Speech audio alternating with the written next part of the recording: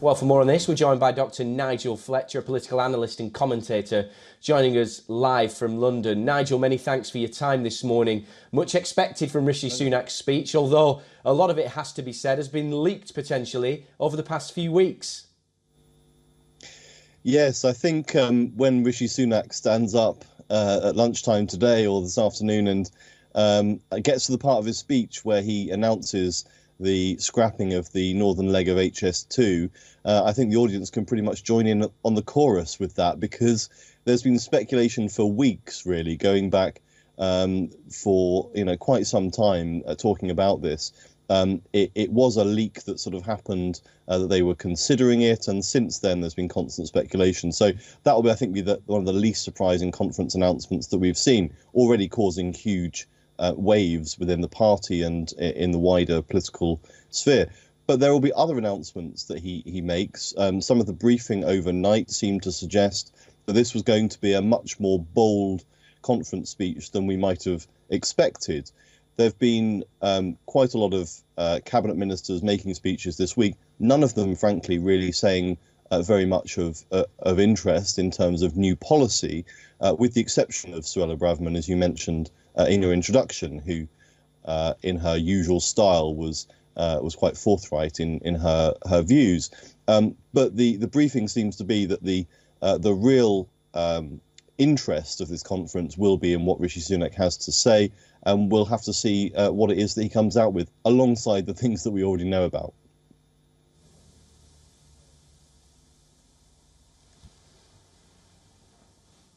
Well, Nigel, let's look ahead to the Labour Party's conference, which is going to happen in Liverpool, and they're, of course, going to try and present Sir Keir Starmer as leader in waiting. What's your assessment about what we can expect from the Labour Party conference?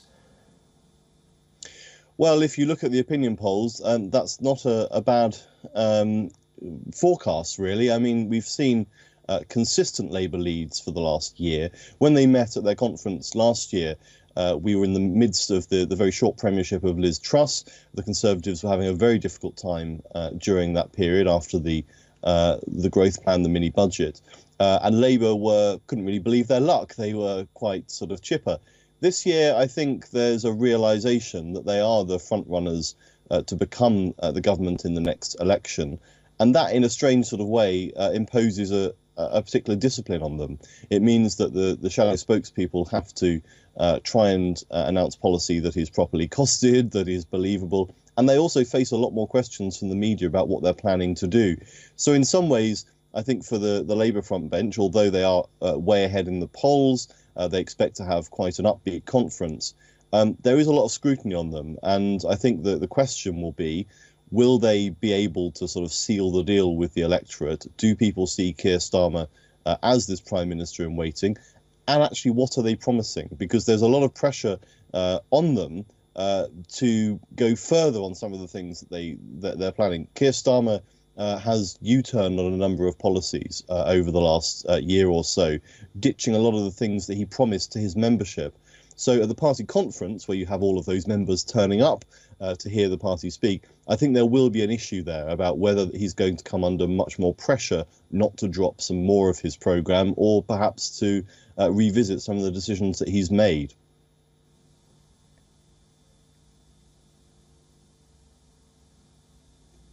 Dr. Nigel Fletcher, political analyst and commentator, many thanks for your insight. Thank you.